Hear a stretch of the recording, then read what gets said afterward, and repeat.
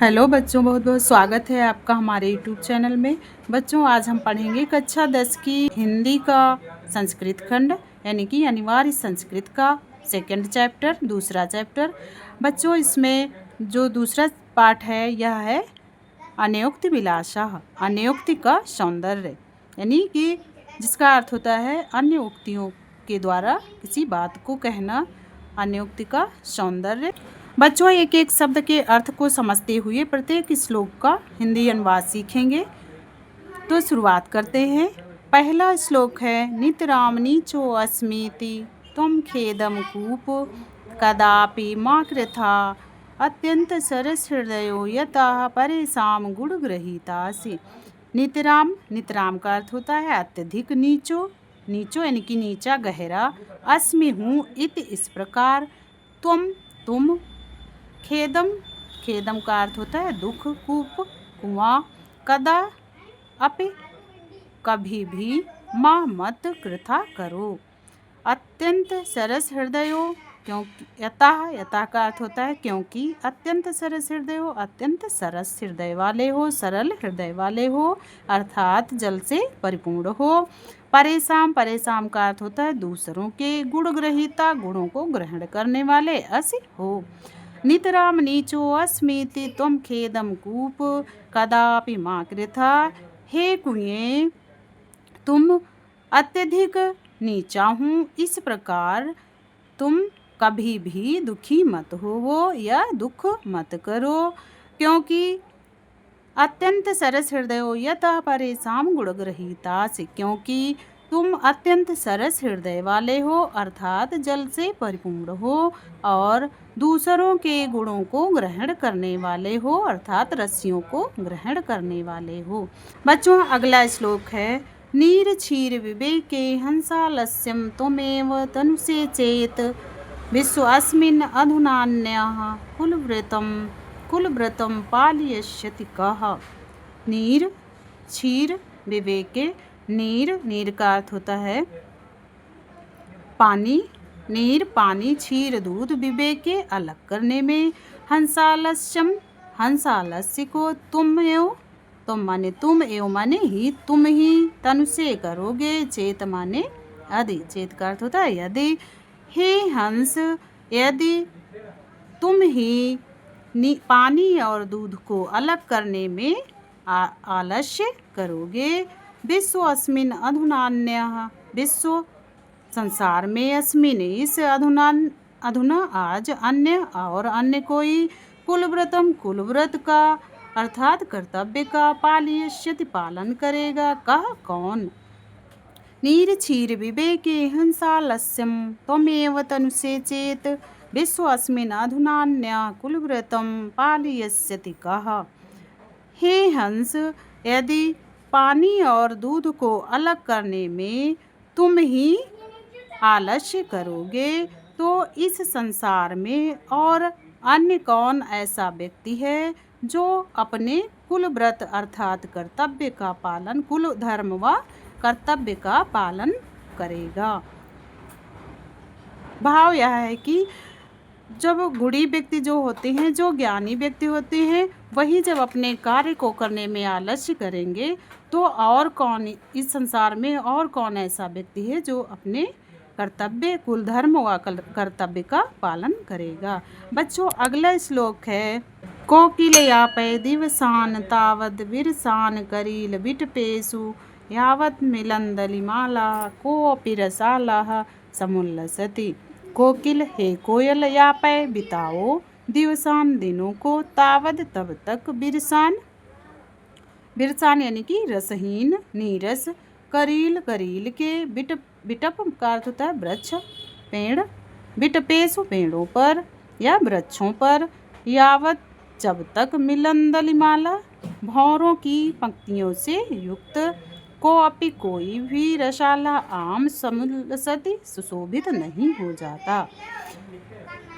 हे कोयल, जब तक भौरों की पंक्तियों से युक्त कोई आम का पेड़ सुशोभित नहीं हो जाता या लहराने नहीं लगता, तब तक अपने नीरस दिनों को तब तक अपने नीरस दिनों को किसी ना किसी प्रकार से करील के वृक्षों पर ही बिताओ। अर्थात व्यक्ति को अपने जो बुरे दिन आते हैं तो उन्हें किसी ना किसी प्रकार से व्यतीत कर लेना चाहिए जब तक अच्छे दिन नहीं आ जाते। तो अगला श्लोक है, रे रे चातक सावधान मनसा मित्र क्षणम श्रूयताम अम्बोदा बहवो वसन्ति गगने सर्वे अपि नैतादृशाः केचित् वृष्टिभिः आद्रयन्ति वसुधां गर्जन्ति केचित् वृथा यम यम पश्यसि तस्य तस्य पुरतो मा ब्रूहि दीनं वचः। रे रे चातक, हे चातक, चातक एक पक्षी का नाम है। सावधान मनसा, सावधान मन से, मित्र मित्र, क्षणम क्षण भर के लिए, श्रूयताम सुनिए, यह सुनो, अम्बोदा, अम्बोदा का अर्थ होता है बादल, बहवो बहुत से, वसंत रहते हैं, गगने गगने आकाश में, सर्वे अपि सभी भी, नैतादृशा एक जैसे नहीं होते। रे रे चातक सावधान मनसा मित्र क्षणम श्रूयताम, हे चातक मित्र सावधान मन से क्षण भर के लिए सुनो। अम्बोदा बहवो वसंती गगने, आकाश में बहुत से बादल रहते हैं। सर्वे अपि नैतादृशा, सभी एक जैसे नहीं होते। केचित् वृष्टि भी आद्रयन्ति वसुधाम, कुछ वृष्टि वर्षा करके आद्रयन्ति गीला कर देते हैं, आद्रयन्ति गीला कर देते हैं, वसुधा पृथ्वी को, कुछ वर्षा करके पृथ्वी को गीला कर देते हैं।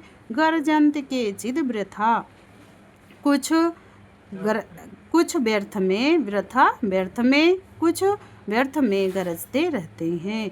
यम यम पश्यसि तस्य तस्य पुरतो, यम यम जिस जिसको, पश्यसि देखते हो, तस्य तस्य उस पुरतो सामने, माँ मत ब्रूहि बोलो, दीनम दीन वचा वचनों को।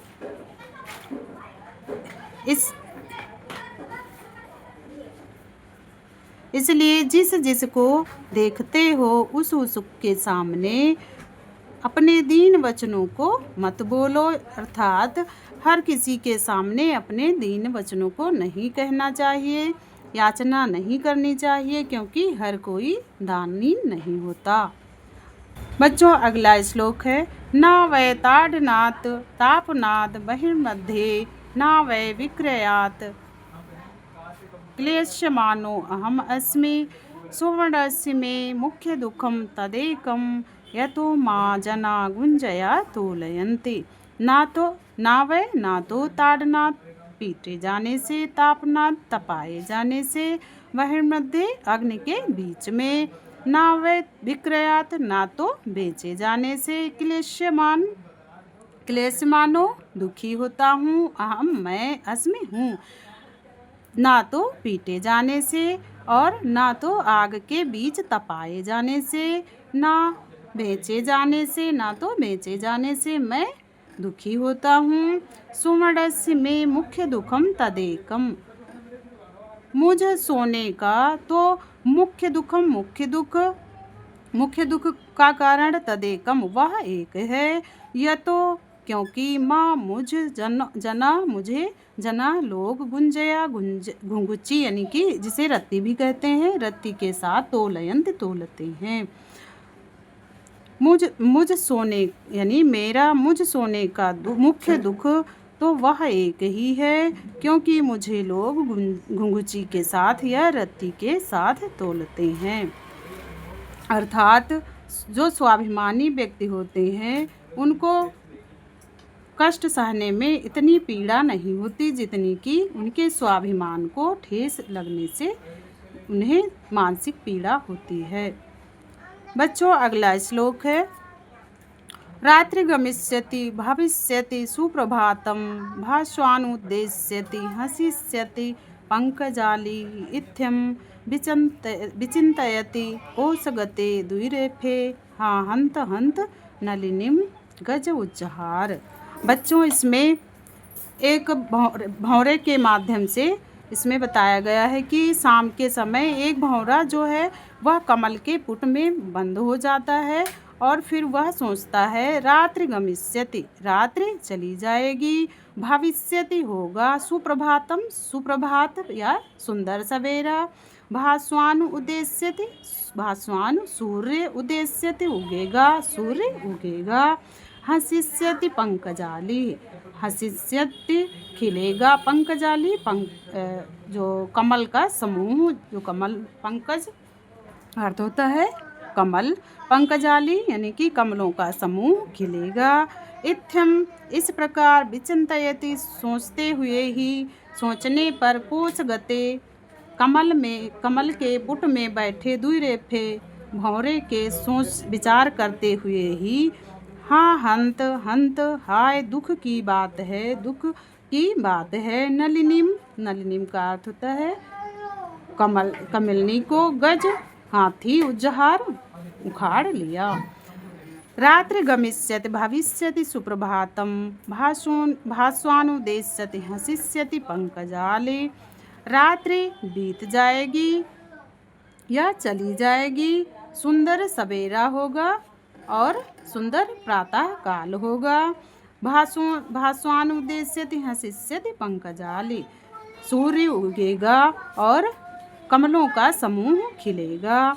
इस प्रकार को कमल के पुट में बैठे भंवरे के द्वारा सोचे जाने पर ही, सोचते हुए ही, इस प्रकार भंवरे के कमल के पुट में बैठे भंवरे के सोचते ही, हाय दुख की बात है कि उसी कमलनी को हाथी ने उखाड़ लिया।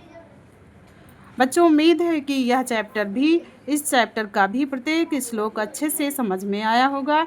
तो मिलते हैं अगले वीडियो में अगले चैप्टर के साथ। तब तक के लिए जय हिंद।